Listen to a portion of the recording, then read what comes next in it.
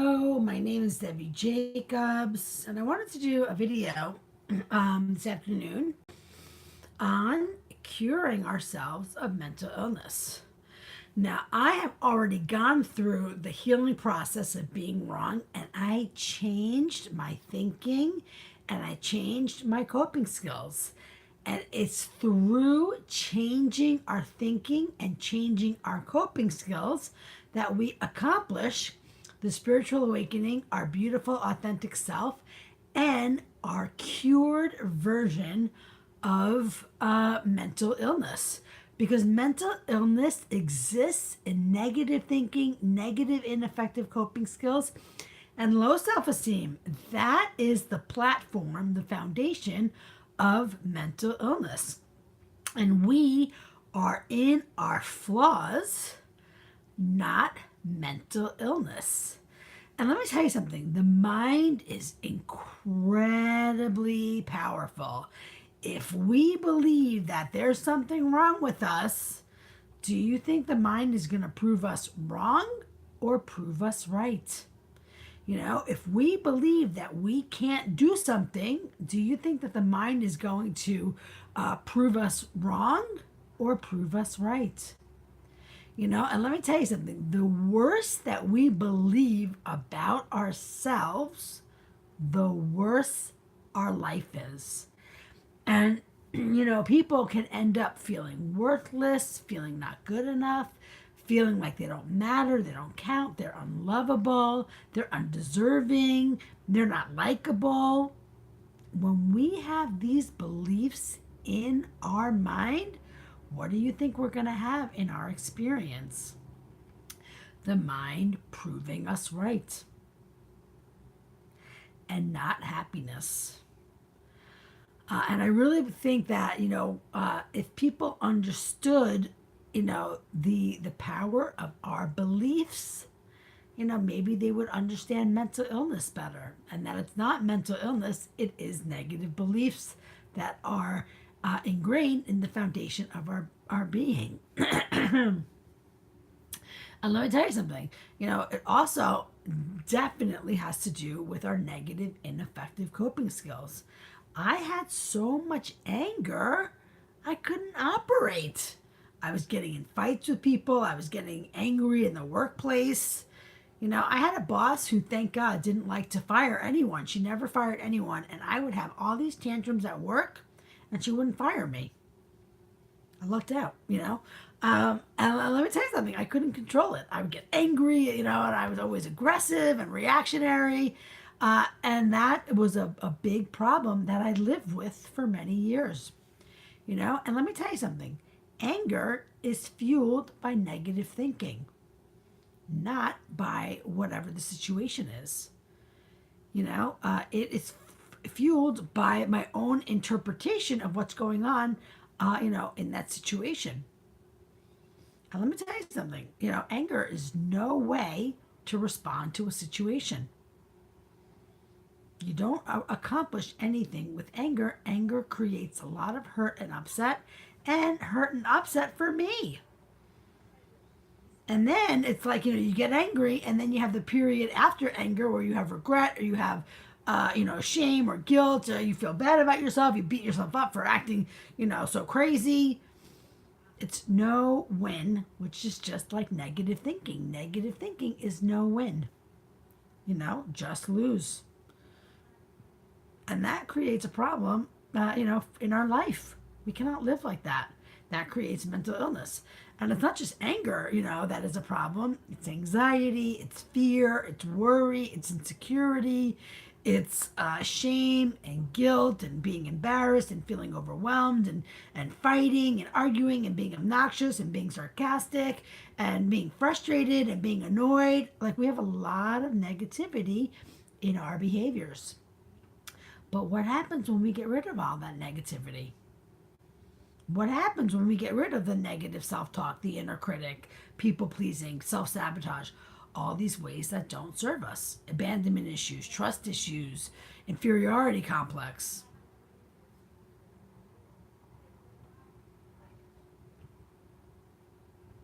Has anybody ever tried that? say, hey, you know what? Instead of getting angry, why don't you open your mouth and just express yourself? You know? Or instead of having fear, why don't you try having courage in a situation so you're not freaking yourself out or panicking? You know? Why don't you just stay calm? For every negative reaction, there is a positive response that can be in its place. Don't get angry. Don't have fear. Don't have anxiety. Stop. Stop all these ingrained behaviors. And you stop these ingrained behaviors through what? What is generating these ingrained behaviors? When I get angry at someone, when I feel fear, when I, beat myself up, what is generating these behaviors? Feeling sensitive, feeling shy. Where is that stemming from? Is it stemming from outside stimulus? No, it's stemming from my thoughts. That's it. My thoughts, my negative mind. Overanalyzing, overthinking, ruminating, worst case scenario thinking, the chaotic mind. All these memories that don't serve us. I don't need bad memories going through my mind, keeping pain alive. So we really have to do a clean house. It's like the mind is like a hoarder, and it hoards everything from our whole life. But no, we have to go into the mind, sort it out, organize it, get it operating with clarity and serving our highest good. That's what we need. We don't need everything from every, day or every bad experience. Because we actually develop behaviors around our bad experiences. How else would we have fear? How else would we have an inner critic? Why would we be people pleasers? Why do they call these coping skills survival skills of the ego self? Childhood is survival? It's not supposed to be. It's supposed to be, hey, like a great time in your life before you grow up and live in the real world. But actually, childhood, what it is preparation for the real world.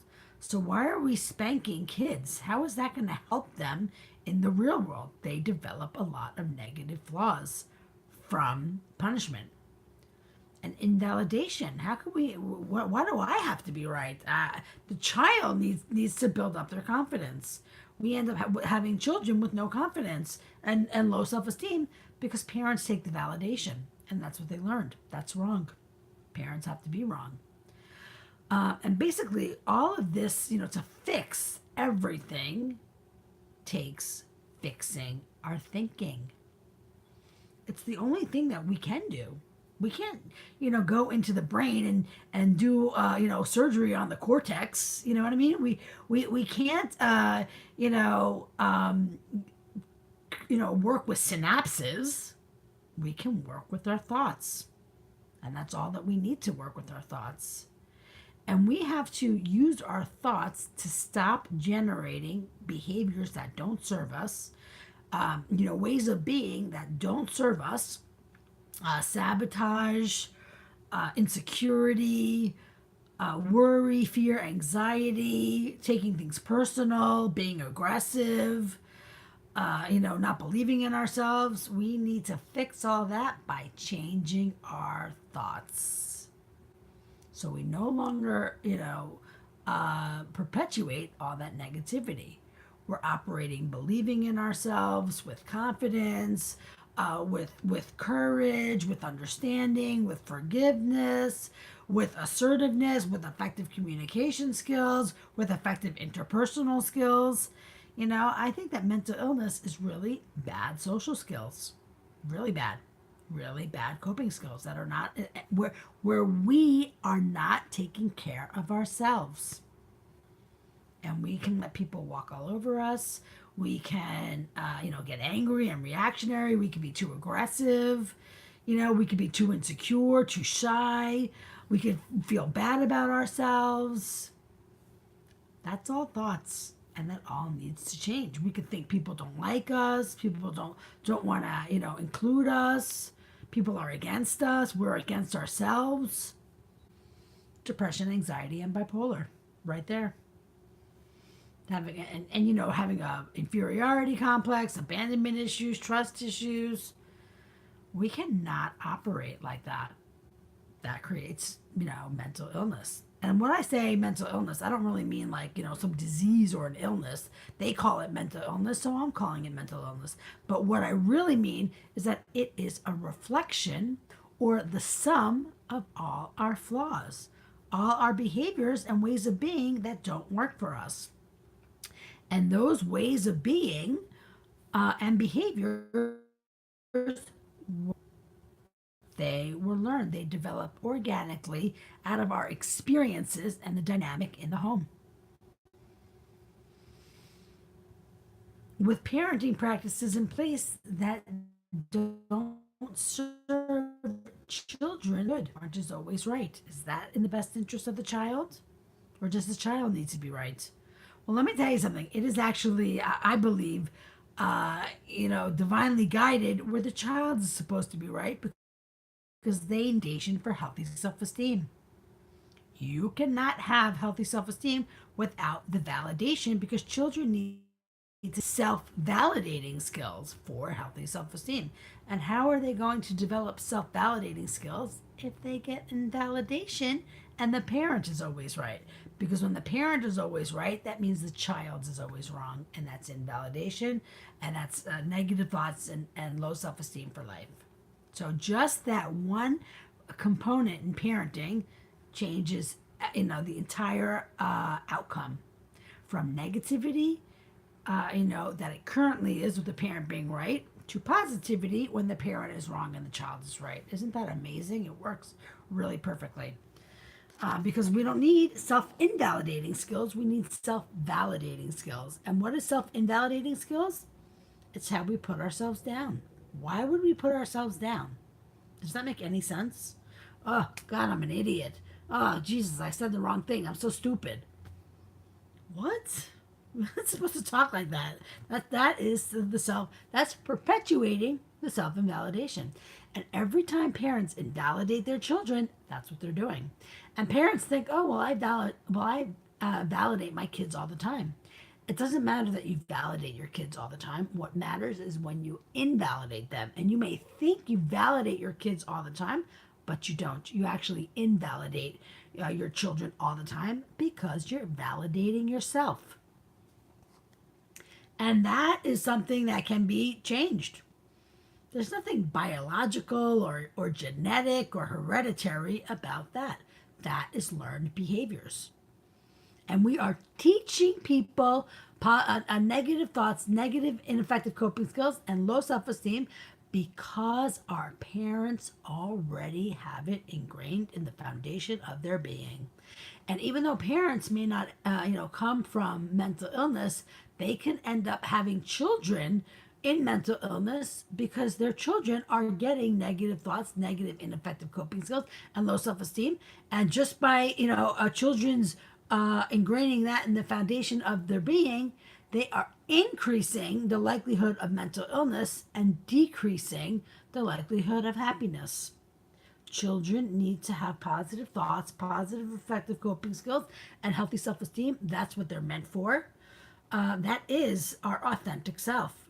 And, out of our mental illness does exist our authentic self. I am in my authentic self after living most of my adult life in depression, anxiety, and bipolar. So in everybody that is living in mental illness is their beautiful, authentic self, the self that they were meant to be if their development hadn't veered off path by pain that developed in them unhealed pain, the wounded inner child that is now operating in ways that isn't authentic to them, that is authentic to their hurt. So to heal their hurt, we have to undo those behaviors which stem from our thinking, stem from our negative thoughts, create and generate negative, ineffective coping skills. Positive thoughts generate positive, effective coping skills. So it is through the accomplishment of changing our thoughts to change our coping skills that we accomplish healthy self esteem from low self esteem. And we have a good sense of self and feeling good about ourselves and confident and effective. And that is our authentic self. And let me tell you something, anybody can accomplish it. It's not easy to accomplish, but anyone can because it's just learning. And uh, what I observed is that it actually is the process. You have to develop new coping skills to accomplish your own healing, but that's the whole point.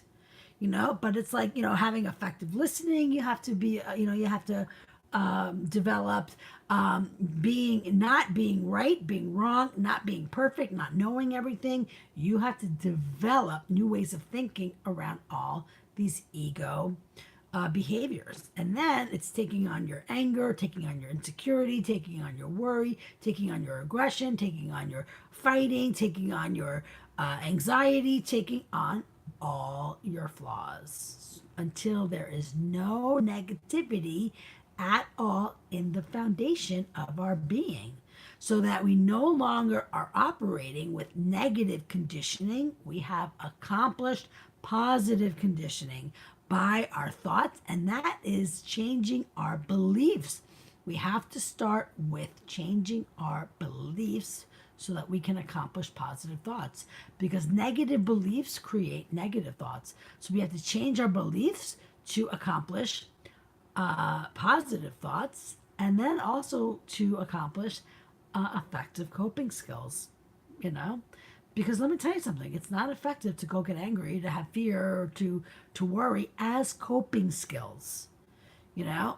Like, as go-to coping skills. Some people, they get angry, over the drop of a hat. They get angry at everything that doesn't go their way. That's ineffective coping right there. And that is a big component of bipolar anger, bipolar rage. I had a lot of rage, but that's because I didn't have self mastery and I didn't have effective coping skills. Bipolar depression anxiety is not effective coping skills.